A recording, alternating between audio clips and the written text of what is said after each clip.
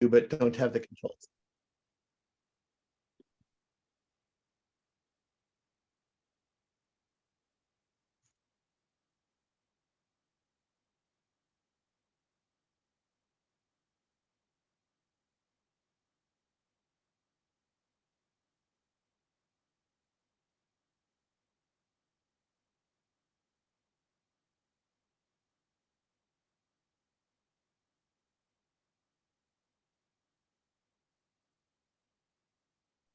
Okay, Henry, you're up. Okay, you could start the first slide. It's not a bird, at least in that sense. I go to Argentina whenever I can. This is my third trip, and I go to tango dance, but also there's also great birds there. So this is my friend Veronica, who is from Holyoke, but she's moved down there, and we went to a dance together. And I stay up very late at night, so I don't usually get up early in the morning to bird, but I did get a couple times to the Costanera Serve Reserve, which is on the river on the border of Buenos Aires. And there's great birds right in the city limits. It's a huge park with lots of wetlands. Go to the next slide. Okay, they're not in the same order I have them, but that's fine. This is a silver teal, and you can really just see this as a wall that separates the reserve from the rest of the city. And you walk along the boardwalk next to the wall, and there's just all kinds of birds right there in the water below you, including the silver teal. Next. And limpkins, which used to be a nemesis bird of mine in Florida. I finally did see them in Florida, but they were quite common in the reserve. Next. Checkered woodpecker. This is my first new bird on this trip. Gorgeous little woodpecker, and it sat there for quite a while, and it was great to be able to see it that close. Next. And a southern crested caracara, close relative of the ones that you might see in Texas. Next. And this was my favorite. This was actually in the Botanic Garden, not in the reserve. A slender-billed wood creeper. I love the brown creepers that we have, but when you get to the tropics, and there's so many different species, and this one was very cooperative. The beak is quite long and thin, and I watched it for quite a while, prying in the cracks in the bark, pulling out little bugs. Next. And a grayish bay wing. It's not sure where it is. I was going to look that up. I forget where it is in the family of birds, but lovely little bird running around on the ground and acting sort of sparrowish, but it's not a sparrow. It's not related to the sparrows. Next. And then I decided to leave the city for a few days. I went up north to northern Argentina on the Brazilian border, where there's waterfall, which falls 100 feet more than Niagara Falls, and it's 1.5 miles wide. It's just colossal. It's stunningly beautiful, breathtaking. Literally, I stopped in my tracks the first time I got a view, and you can hike pretty close to it, and it's in the middle of the jungle, so the birds are also great. You don't see quite as many birds as you see in the jungle in, say, Costa Rica or Panama, but the birds that are there are quite good. Many of them are endemic to this particular province of Argentina and in Brazil across the way. So it's called Iguazu Falls. Iguazu in the Guarani language means great waters. By the way, jaguar is a Guarani word, and it just means beast. And they have another word for jaguar, which means great beast. Anyway, I saw a lot of good birds. I hired a guide there one of the days. The other days I was on my own. Next. And this is in the town of Iguazu. I went out to dinner in town at night, and just about every night, this fork-tailed flycatcher was up on the wires, posing very lovely. Next. And this was a real treat to see. When the park doesn't open until 8 o'clock in the morning, which is incredibly frustrating. And on the Brazilian side, it didn't open until 9. But if you have a guide, they can go in much earlier. So we went at 6 o'clock, and being the first people on the trail, we got to see this guan that was sort of doing a mating dance or something in the trail, and then flew up into this branch, and I got this picture. Next. And this is at my guide. He took me back to his house at the end, and he has lots of fruit feeders and hummingbird feeders. I saw like 8 species of hummingbird in his yard, 5 of which were life birds. And I did see this is a chestnut belly euphonia. The euphonias are in the tanager family, and there's just incredible numbers of diversity of them, and each is more beautiful than this. This is one of the less beautiful ones, if you can believe. It's a male and female here. Just stunning birds, and yeah, great to see. Next. And this is in the jay family. It's a plush cap jay. Looks quite different, but when you see it in action, it's totally a jay. Loud in groups, causing lots of, trouble eating, stealing food and things like that, but lovely bird to see. Next. And the mott, the only mott in Argentina, it's the rufous-bellied mott. It doesn't have the interesting tail pattern that some of the motts have in Central America, but still quite lovely. Next. And yeah, one of my favorite treats. These are the great dusky swifts, which are very common. You see a lot of them flying all over in Iguazu, but they nest underneath the waterfall and they land on the rocks. These rocks are soaking wet. There's mist all the time. And here they are. This one was coming in. It actually had a nest right here below this. And next. And they will nest underneath the waterfall, and this waterfall, massive amounts of water, but waterfalls are not one solid stream of water. They fluctuate, and they'll dive through little holes in the waterfall, little openings, and come and land on this totally slick surface. I don't know how they do it, and that's where their nests are. Certainly no predators, but the wall was lined with quite a few of them. This bunch of 3 was quite lovely. Next. And of course, the toucans, the 3 species that you can see there. I think there's 4 species total, but 3 that are common. This is a toco toucan. And next. And a slaty breasted woodrail. I got to see it. There's a little railroad that runs through the park that you can take the railroad to the next location in the park on the Argentinian side. And I was walking and it was running next to the track, so I got a pretty open view. They're really usually much more hidden. Next. And burrowing owls. I was going to go with a woman that I met who told me you can see burrowing owls right in Buenos Aires, but I didn't get a chance to do that. But up in Iguazu, not in the park, but outside the park, they're fairly common. There was a location that my bird guide took me to see these. I just love burrowing owls, and there it was for me. So next. And really the bird I most wanted to see, I mean, there's some great birds in Argentina, but this bird, can everyone see it? It's the camouflage is unbelievable. I don't know if you can zoom in on it, but even the lines on the this is right where the arrow is the body. That's the wing there. And if you go up a little, there's the beak, and the eye is up there. And they just sit motionless in the tree. And my guide happened to know where these were. I can't imagine how many of them I passed during the day and didn't see, but this one he took me to, and the camouflage is just stunning. It's really quite remarkable. They're active at night.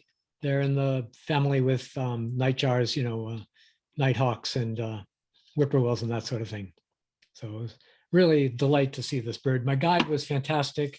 Really went out of his way to help me find the birds, took me to his house to show me birds, took me to see this and the owl and stuff like that. So it was really, I can't talk highly enough about Iguazu. So if you're a tango dancer, Buenos Aires is the place to go. If you're a birder, just about anywhere in the country is great. So I think that's all I have. Yeah, thank you.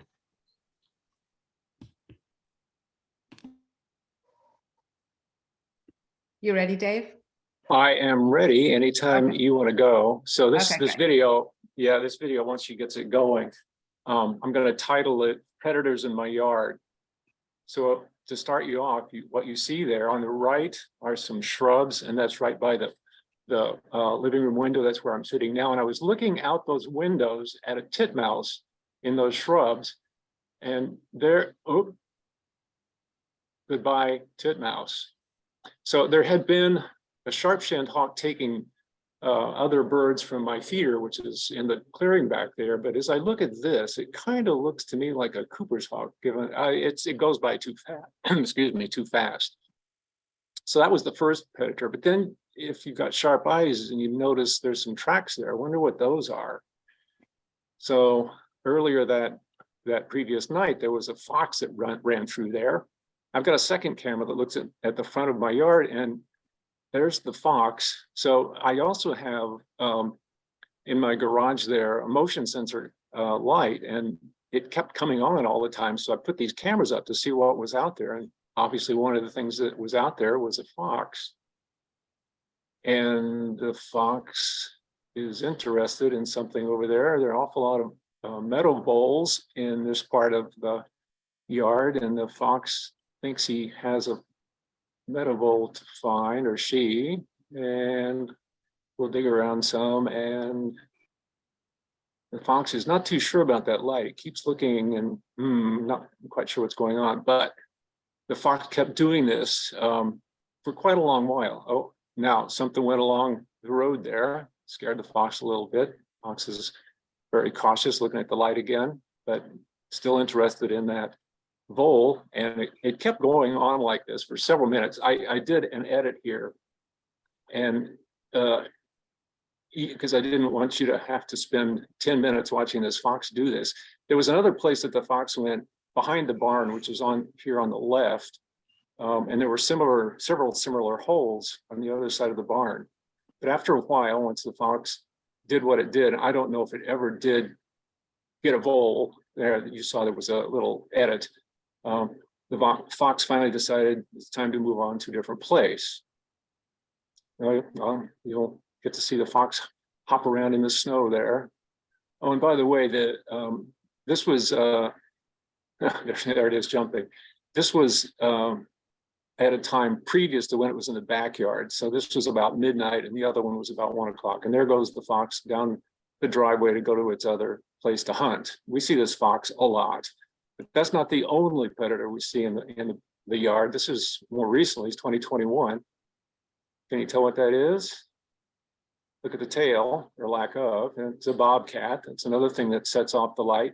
And the bobcat just walks on, doesn't care a thing about the fact that the light just flashed at it.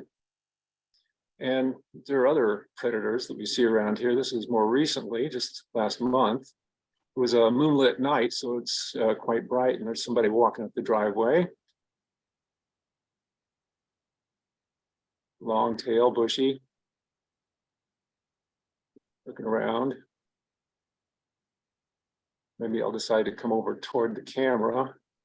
The reason I put these cameras up there is because of this. This light kept coming on. I didn't know why. So the coyote here was just a little bit unsure about the light, I think, but still and all. And then you might not think of these guys as predators, but I think insects would consider them predators. You notice the date, just a month ago. There are 9 of them. They do this all the time. They stay in a line and just trundle along, and they're generally at this point headed off to my next door neighbor Joe's house, because on his back porch he keeps putting seed out for him, and sometimes I see him out in the yard and these turkeys will be following him. It's like the Pied Piper. So the last one I got to show you is back in the backyard. This is with a different camera. I was about this bear is eating berries on a excuse me, on a black chokeberry bush. So this is I think it was probably September-ish when this bear was here. I'm standing in the foyer by our front door, and the bear is about 6 or 8 feet from me. That's where the little garden is, and the bear just is having a fine time eating those black chokeberries. Once he or she cleans all the berries off. And the bear stayed there for quite a while, I should tell you. I'm not showing you the full thing here. and decides it has eaten all the berries it can get. The bear decides maybe time to move to the red chokeberry. You see there's some Simisophugus blooming, so you know about what time of the year it is. And he'll go after, or she will go after the red chokeberry bush and strip it clean of all its berries. So those are some of the predators that I see in my yard fairly often. And if you wonder where I live, it's up on the top of the hill in Pelham. It's called Pine Hill up here. The commons across the road, and we're pretty much surrounded by forests. So we get those kinds of critters coming around here. I don't have any other hawk predators to show you. There are plenty around here, but I just have never captured any on the video.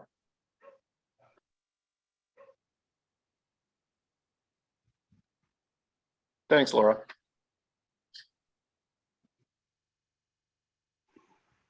All right, thanks. And then I think it'll take a minute before it goes to the next slide. So hold on a second, everyone.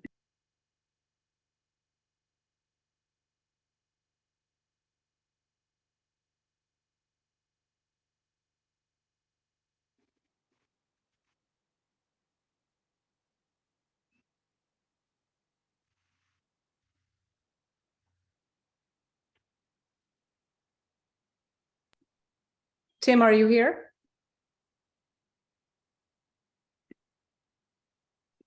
Or Josh, are you speaking for Tim?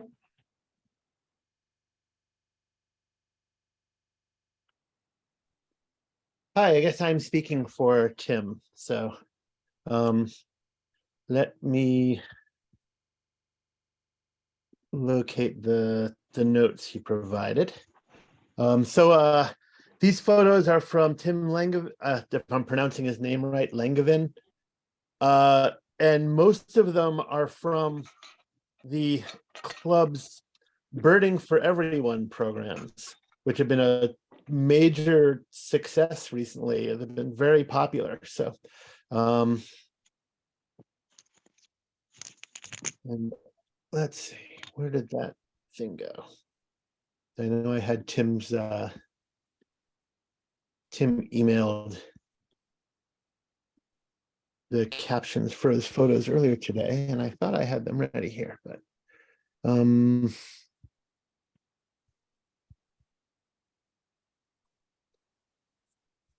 sorry, they vanished on me. Give me a second. I know I've got them in here.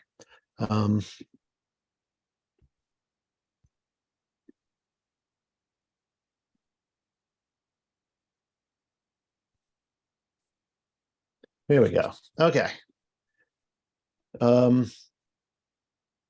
So this first photo, most of you know the species, a tree swallow.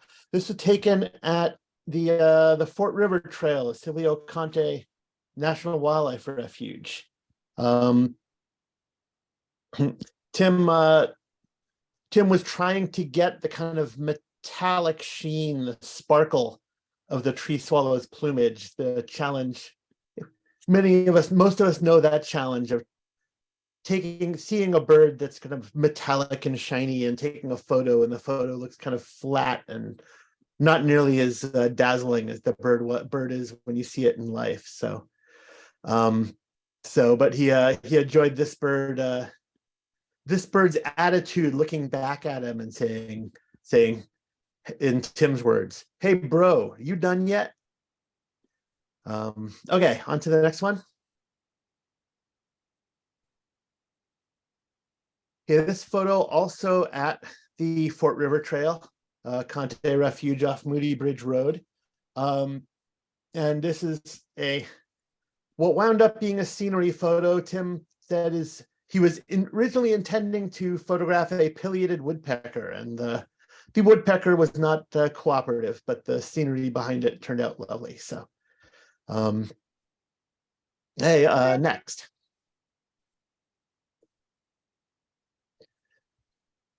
This was from a Birding for Everyone on the Norwottuck Rail Trail off of Station Road. And Tim got there a little bit early and found this critter hunting on the little pond near the parking lot. Next. Okay, no birds here, but this also from Station Road. as Tim says, who doesn't like a dew-covered spider web? So next. From the same Birding for Everyone trip, an exhibitor, Tim suggested Cooper's hawk, and I think I'd go along with that. It's definitely an immature exhibitor. Telling Cooper's from Sharpshin is tricky, but this is a good enough photo. It definitely can be identified. I just don't have the notes in front of me, and my I guess that I always have trouble keeping which field mark goes with which species. But the breast pattern on this one, the streaks look fairly fine and thin, which I think points toward Cooper's hawk, and that with sharp-shinned, it has fewer but thicker, kind of heavier streaks on the breast. Someone else can post in the chat if I've got that reversed and it's really the other way around. But the posture here is very unusual for an accipiter. It's a result of the fact that, like the spider web in the last picture, this hawk was very damp and covered with drops of water and has his tail fanned out, trying to dry off. Ordinarily, an accipiter has his tail kind of tight and straight back and not fanned out.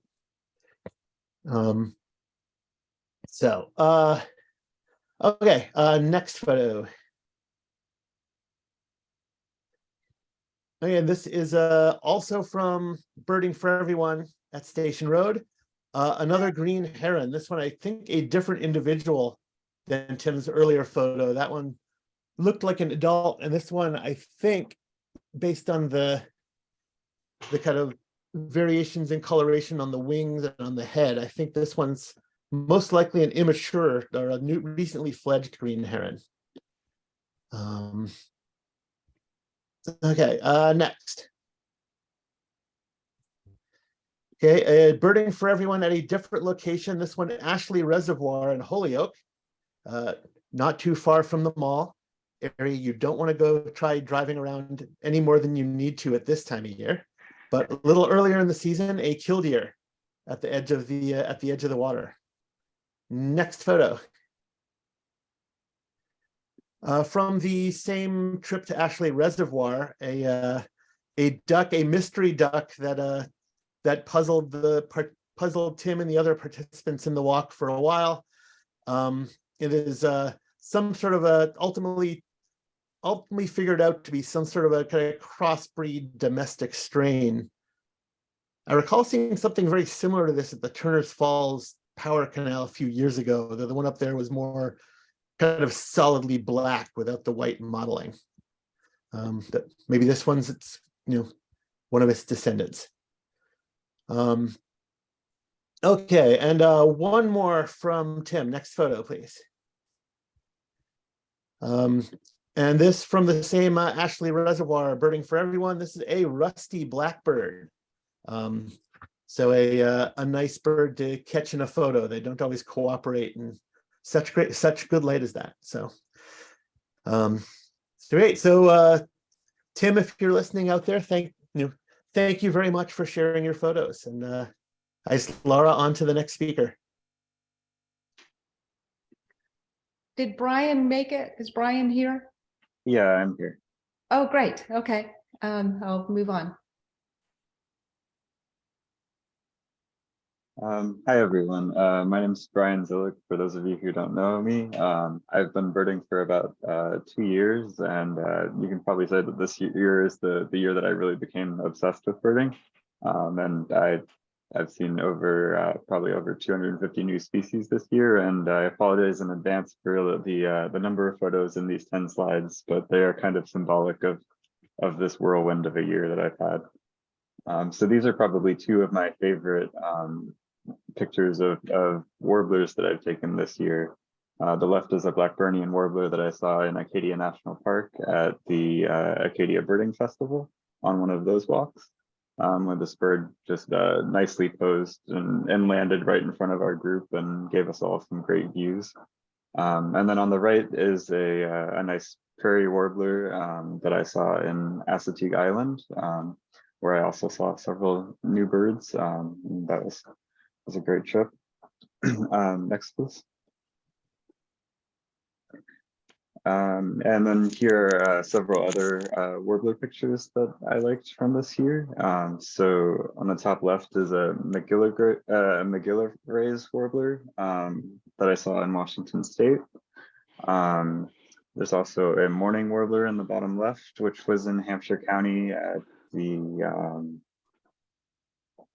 I don't recall the location at the moment, and then also the cerulean and worm-eating warblers from Skinner State Park were great to see at the top there. The black and white warbler in the top right was also from Skinner State Park, and I just like the pose that bird was doing when I took this photo, and it was showing off the black arrow so in the undertail of the black and white warbler. And there's a nice common yellow throat in the middle on the bottom, and the Nashville warbler on the bottom right is from a business trip that I had in Chicago. So that was next slide. I also discovered that I really enjoy seabirds and pelagic birding this year. In the top right is a dovekey that I saw in Maine on a ill-fated attempt to see the stellar sea eagle in Maine early this year. But seeing that dovekey was a nice consolation prize to missing out on the stellar sea eagle by a few hours. The razorbill and the northern gannet in the middle on the top, and the Atlantic puffin on the top left. Those are all from a pelagic trip at the Acadia Birding Festival up in Maine.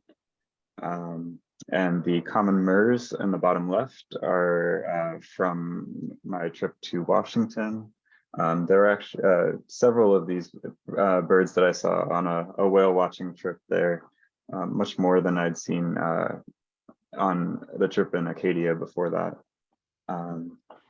The Corey Shearwater in the, where Laura's pointing, is from a whale watching trip out of Plymouth on the Mass Coast. And then the black-legged kittiwake and the Bonaparte skulls in the bottom right were from a recent trip out to Race Point Beach on Cape Cod. I've enjoyed the challenge of identifying seabirds and gulls as I've learned more about birding. Next slide, please. So the loons on the left side of this picture was from a special experience where I went out in a kayak on the lake in New Hampshire, where my grandpa has a house, and I found these loons and their chicks, and I got to spend a few moments with them and take some pictures of the parents feeding the chicks, and that was an amazing experience. And then on the right, that is from Lake Wallace in Belchertown. I just liked how the lighting portrayed the male and female hooded mergansers in those photos. Next slide. I was also lucky enough to see 3 new species of grouse this year, which was pretty exciting. So the spruce grouse was from the Acadia Birding Festival up in down East Maine. That's the grouse on the left. On the right is the ruffed grouse, which I actually saw at, I think, Gate 8 at the Quabbin. All 3 of these birds were actually right on paths or roads, actually, when I saw them, which was kind of neat.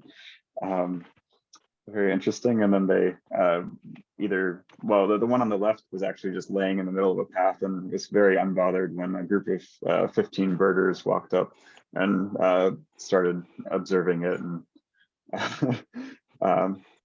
that was the target bird of that walk in at the Acadia Birding Festival. So that was great to see. And then the bird in the middle is a sooty grouse, and I saw that one in Olympic National Park in Washington, which was also a nice bird to find.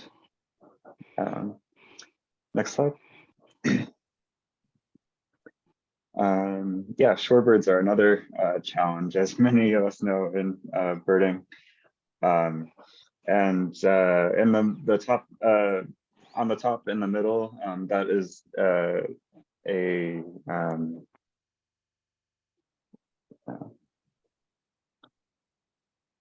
name eludes me at the moment. In the top left is the spotted sandpiper, which I saw in Rhode Island, and I like the moody lighting in this photo. It was early morning before the sun had fully come up, and was kind of in this river that was shaded by trees on either side. The buried sandpiper is the one in the middle, and that was in East Meadows, and that was a very cool find for Hampshire County. And the cattle egret in the bottom left was, I was actually looking for the gray kingbird that was reported in Bristol County, Massachusetts. And there happened to just be a pair of cattle egrets that were in the same field where the kingbird was being seen. So that was and they were with a bunch of cows. So I really liked that they were with their namesake. And it was a very interesting experience. The other three birds in the center on the bottom and the two on the right are all from Hammonasset State Park in Connecticut. And what I really liked about that experience was being able to actually approach these birds somewhat without, they weren't nearly as skittish as they are when you normally see them in Hampshire County, because there's people walking all around on these paths. And there was I got to see these white rump sandpiper in the top right, the pectoral sandpiper on the bottom right, and on the bottom middle, that's the semi-palmated sandpiper. So yeah, it was very cool getting to see these birds up close and personal. Next slide. Yeah, this is my sparrows page. So on the bottom left is the Nelson sparrow that Janice originally found in Hampshire County. And then on the top left is another Nelson sparrow that I saw on the Connecticut coast. And in the middle is a salt marsh sparrow that I saw at Parker River National Wildlife Refuge. And I really like the grasses that in this photo as well that kind of show off more of the habitat. And they're more colorful than you think of when you think of grasses. So this is very cool. And in the bottom, or the bottom right is a LeConte sparrow from Chicago, from my business trip when I was there. So I was very lucky to pick up a few new birds there. And actually, funnily enough, that was when the LeConte sparrow was being seen at Wachusett Reservoir here in Massachusetts. So it was an interesting coincidence that it happened to be in Massachusetts at the same time that I was seeing it in Chicago, which is closer to its normal range. And then on the top right is a Vesper sparrow that I found at East Meadows in Hampshire County. Next slide. Yeah, these are just a bunch of miscellaneous pictures that didn't really fit into any one category, but there's a golden crown kinglet that I saw in Connecticut at one of the Audubon sites in the top left, and to the right of that is a rufous hummingbird that I saw coming to a feeder at a campsite in Washington at North Cascades National Park. And the camp host graciously came and invited me, after seeing that I had a camera, to come and look at the hummingbirds at his feeders.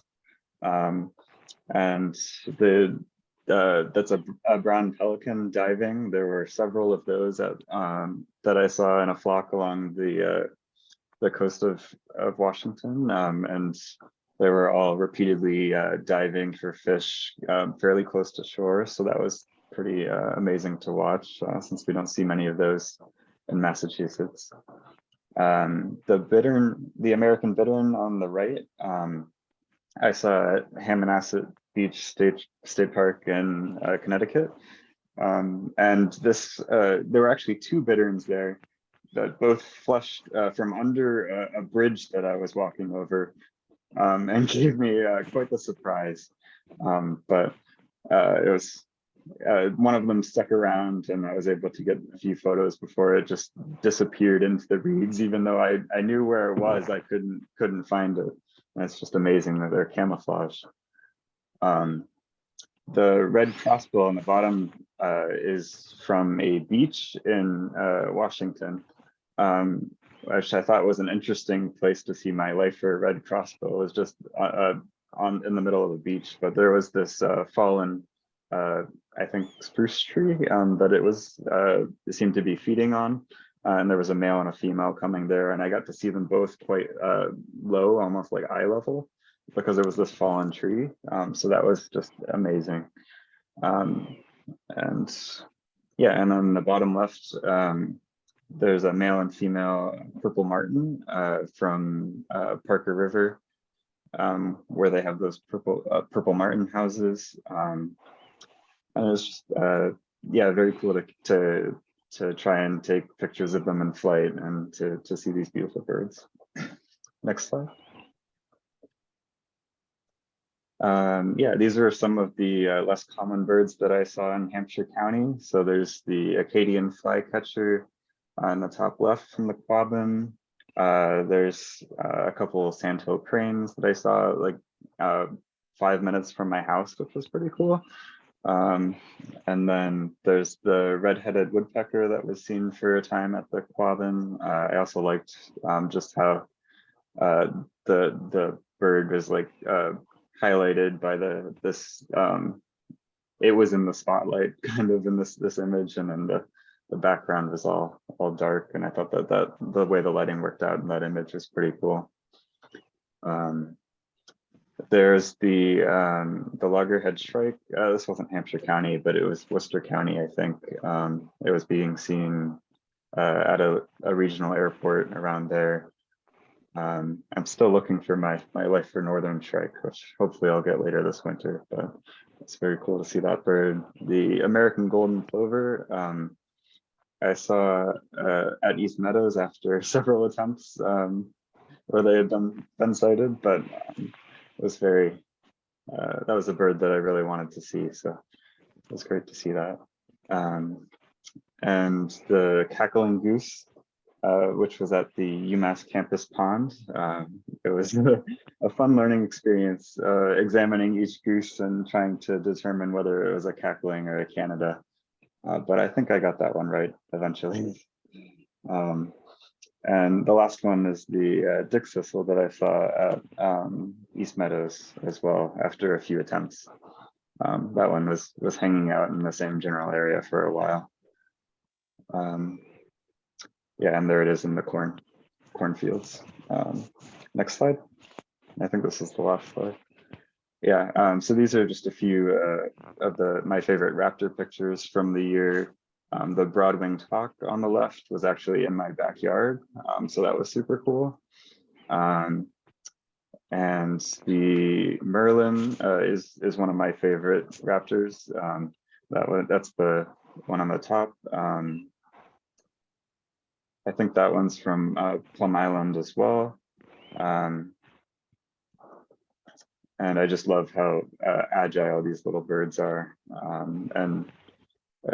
Yeah, they're probably my spark bird, because I saw a group of like 3 of them doing their aerial acrobatics together when I was on a trip in Alaska last year. And so it's just amazing to see how they interacted with each other. And then on the bottom is a barred owl that I saw, and that's just I think that was in Bristol County, Massachusetts, when I was looking for a yellow-breasted chat, but I didn't find the chat, but I found this barred owl instead, and it was just a great example of how when you're birding, you never know what's going to show up, but there's always birds, and they're always amazing. So yeah, I think that concludes my slides. So thank you, everyone.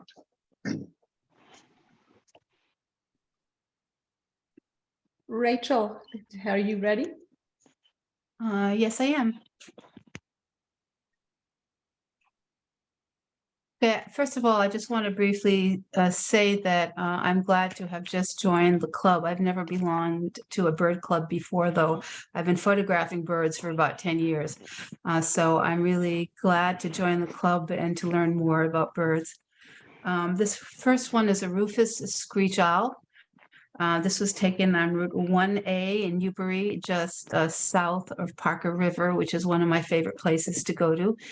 And he was very quiet and snoozing, and I photographed him for about 20 minutes. He didn't budge until a few black-capped chickadees came to bother him, followed by a couple of tufted titmice, and then he didn't like that, so he completely retreated into his cavity, and you could no longer see him. So my timing was just right. Next shot. This is a short-eared owl. I wish I could have gotten the little tufts. This again was taken at Parker River in the winter. They come down and they fly very low over the fields starting around 3 p.m. You can see all the photographers lined up on the road. And usually there are like 2 or 3 of them at a time. They also compete with the northern harriers. And if either one of them catches prey, they fight over the prey, no matter whether it's the harrier that caught it or the short-eared owl. So both of them are quite aggressive. But I was really happy to capture this one. Next slide.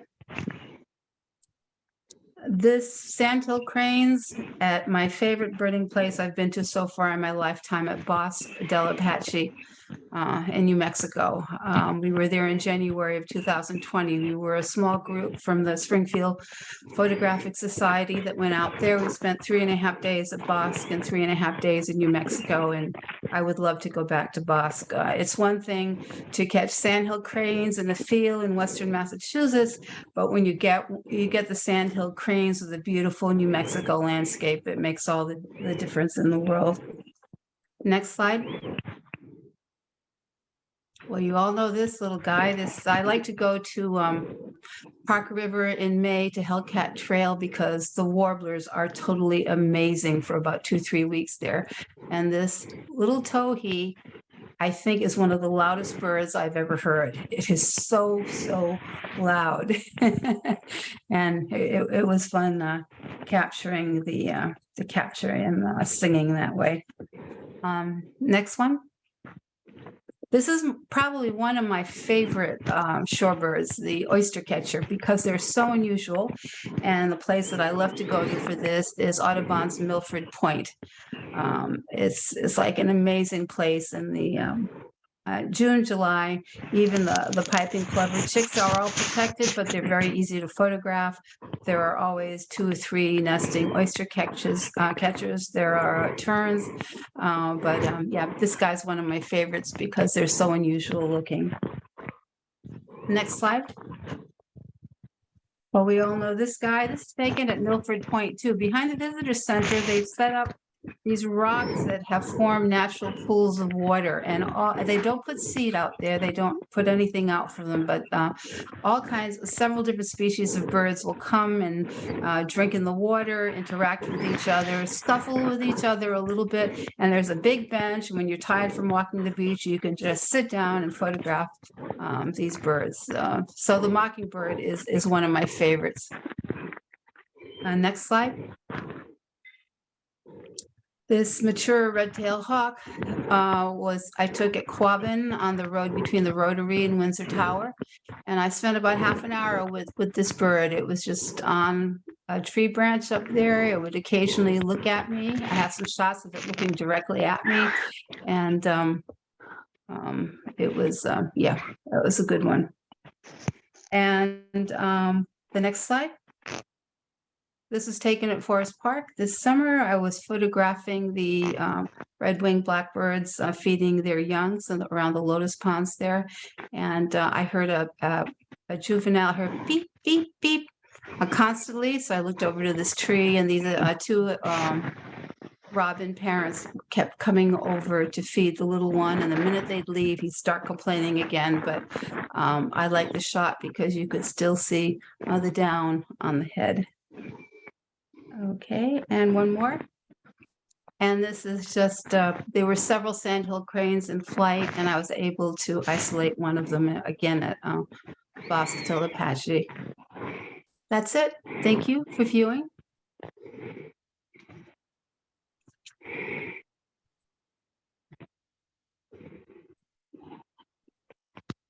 Joseph, are you here? Yes, just unmuting now. I'm here. Okay, and if I could just have everyone make sure they're muted, we're getting background noise. So if everyone else could please mute and make sure you're muted. Connie, it looks like you need to mute yourself, and I can't do it from here with the slides on. So that would be great. Okay, thanks. So I'll go to the next slide.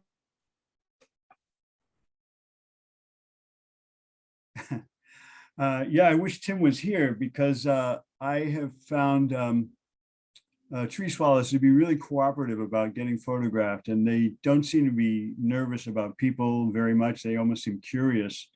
I was really close to this bird. I don't think 12 feet. This was taken at Tyringham Cobble in the Berkshires in Tyringham Valley on a birding trip. And I got some really nice shots of this guy. I also got some shots from where Tim got his tree swallow at Silvio Conti. And again, they let you come close. They let you take close-up shots. Next slide. I call this my Parliament of Ducklings. And this is at Forest Park in Hampton County. Some of you may venture down south there to go in there. Next. This is a baby duckling wood duck. And this was at Porter Lake in Forest Park. There were dozens of these ducklings there. And they were swimming perilously close to a water spill, but nobody went over. Everybody was, ended happily ever after. Next. This was at in the Berkshires at Town Beach Road at Richmond Pond, near Richmond Pond. It's a marsh. And this great blue, what gets me about this is he's got his neck pretty much stretched out completely, and the size of that head has a brain, and in that brain is the control of all the rest of that bird. And I just think that's a lot of bird to control with whatever is in that head. Next. Black-crowned night heron, also from Forest Park. There were two black-crowned night herons at Forest Park that day. My partner and I were there. And while we were there, I think this was, see if I have the date on this, was September the 3rd, while we were there at Forest Park in Springfield. We got a notice, or my partner got a notice that there was a white ibis in Williamstown. So we jumped in my car from Forest Park, drove all the way the heck out to Williamstown. If any of you know where that is, it's way the heck out up there in the northwest part of the state. And we got the white ibis. It was a juvenile. And I mean, I got pictures, everybody got pictures, but most of the pictures are pretty distant. And even people with like P950s and P1000s and stuff didn't get the greatest shots. So I did not include that bird, but we do get, I got 2 live birds that day. Well, I'm sorry, I didn't get this bird as a live bird that day. I got it a few days before that as a live bird. And then the white ibis as a live bird. I've been birding for like a year and a quarter, year and a half, something like that. Next.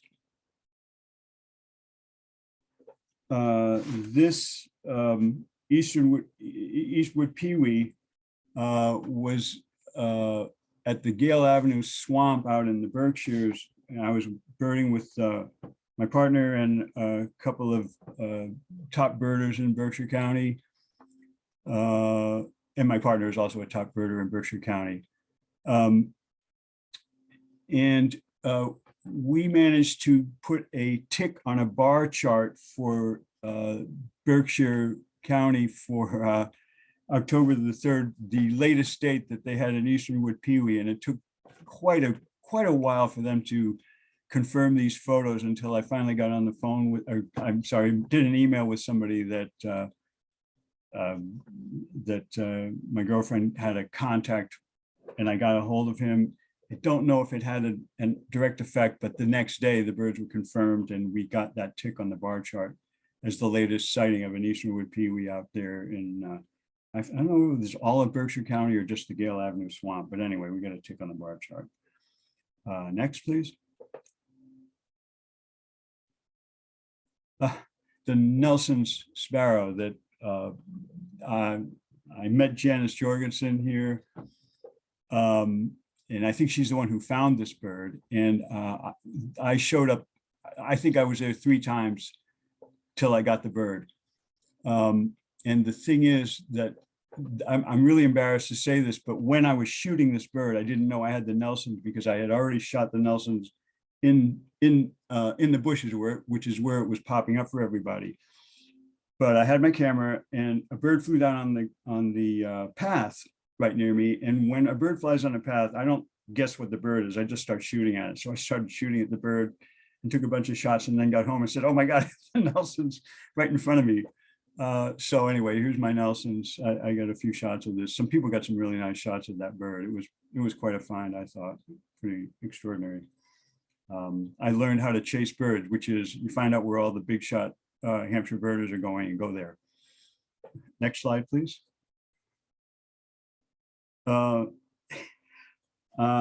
Yeah, this is a juvenile purple gallinule, and I met Ted Gilliland for the first time. He was down at Longmeadow Flats. It's actually at Pondside Road. There's a pavilion there that you can view birds from. And I went there one day, and I went onto the pavilion, and there was a birder there, and I introduced myself, and he told me he was Ted Gilliland. And he told me, I won't say he said breathlessly, but it was breathless. He said somebody had told him the night before that, or the evening before, that there was a purple gallinule seen right by the pavilion, like right below the pavilion, 10 feet away. And I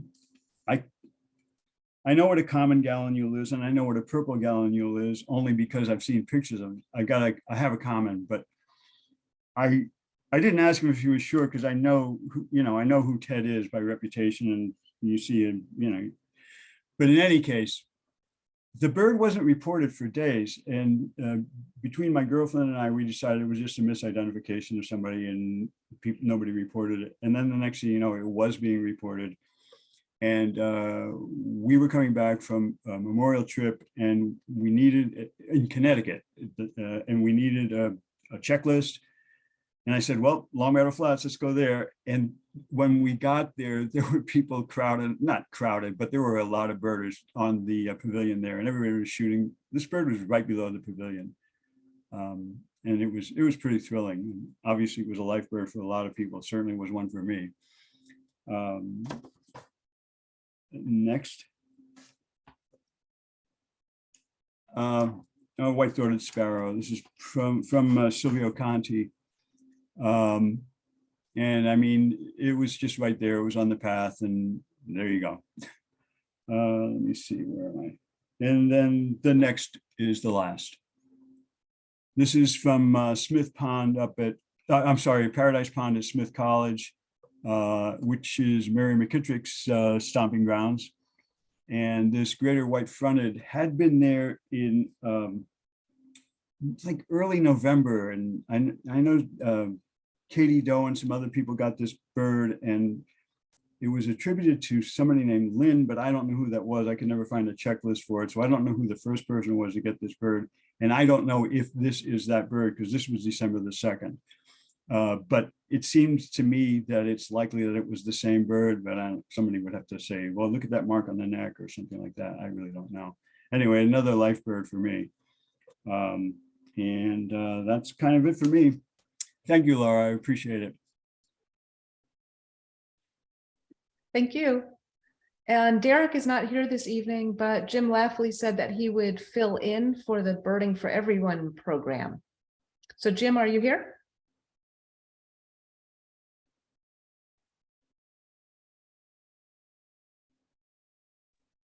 Yes, I am here. Okay, great.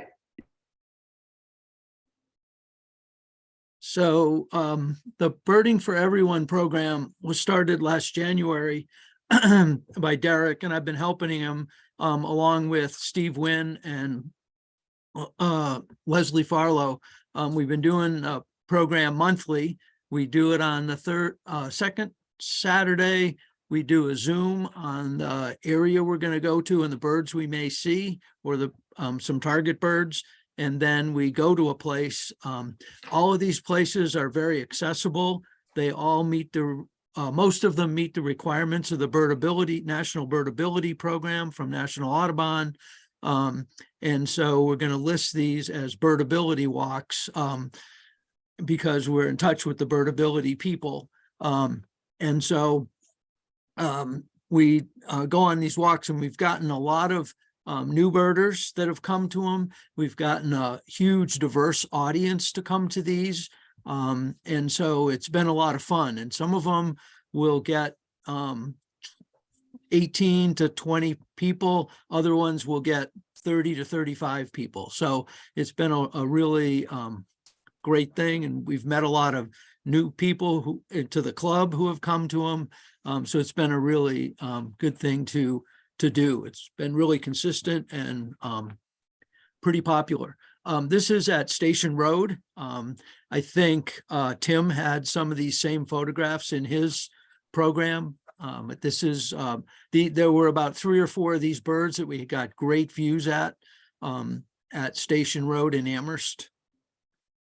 Next, it's a green heron. This is a great blue heron. Again, Station Road is a great spot. It's really easy to walk on. It's all flat, and you get great views into the marshes. There's views into the fields, and there's even some woodlands along the way. This is that same bird that Tim had. Derek took a photo of it as well. It's the accipiter that very likely a Cooper's hawk. Kingfishers are out there. There's a lot of open water. So there's a lot of ducks there as well, but we had a kingfisher that day.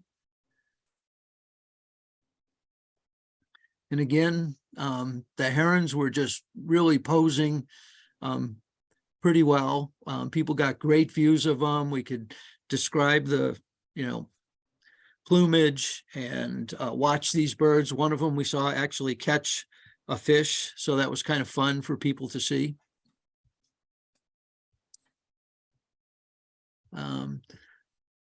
This is Station Road as well. Oh, Janice helps out as well. Janice has been really helpful. We've had some Spanish-speaking people on the program, and Janice is very fluent in Spanish, so she's been very helpful as well.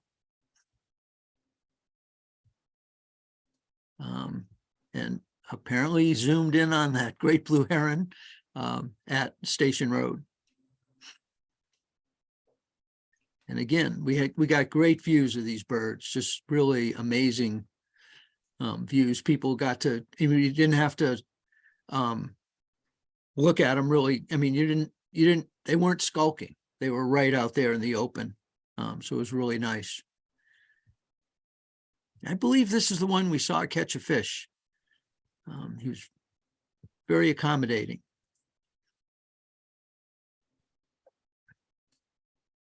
We also saw a few sparrows along the way. There's a lot of perching birds as well. So there were some thrushes that we actually had 3 thrushes that day.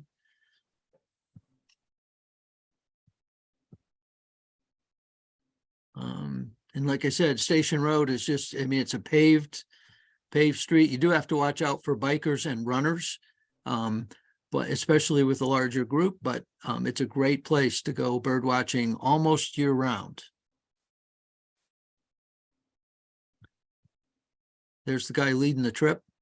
Oh, yeah. And we just had a lot of people. I mean, people focused on birds. They stayed at one place for quite a while, especially watching the green herons, because for a lot of the people, it was their first view of a green heron. And like I said, we got amazing views of the birds. Still Station Road, we're looking out into the field. Here's the guy that was helping Derek. And so it's just got a really good combination of marsh, swamp, fields, and woods. It's just a really good mixture of habitats.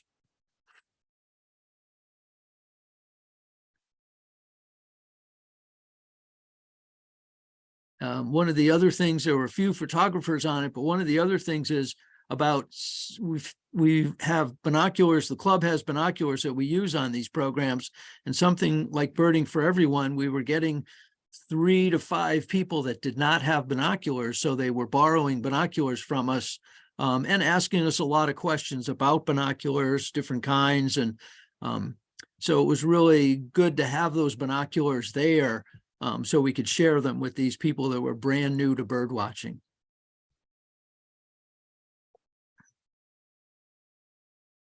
We also went to Pulaski Park in Holyoke, again, a very accessible place. You're looking out over the Holyoke Dam and out over the Holyoke, the Connecticut River. And there were not only birds in the trees and along the shrubs, but out over the river as well.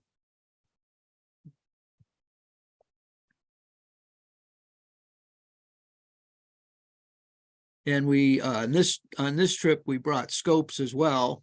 A lot of the other trips, we didn't need them, but every once in a while we bring scopes, and the club has a couple of scopes that we're able to use. And then some of us bring our own scopes. So we have quite a few scopes available for people.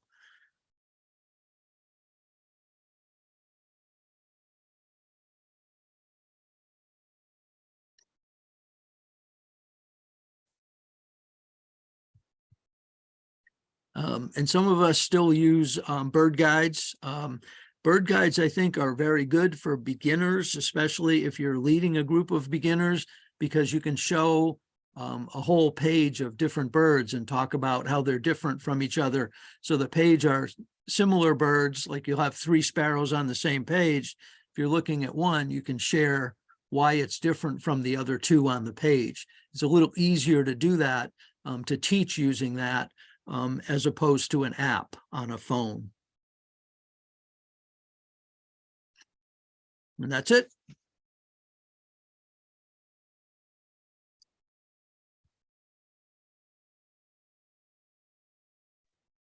Thank you, everyone. Unless Josh has anything else to add, I appreciate all the photographers and for Dave Gross for sending his video, and for everyone to share their photos, share their stories. It's always a highlight every December for us to join and to see sort of the year in pictures. Have a great Christmas bird count. Enjoy winter solstice, and we will see you out birding. Take care.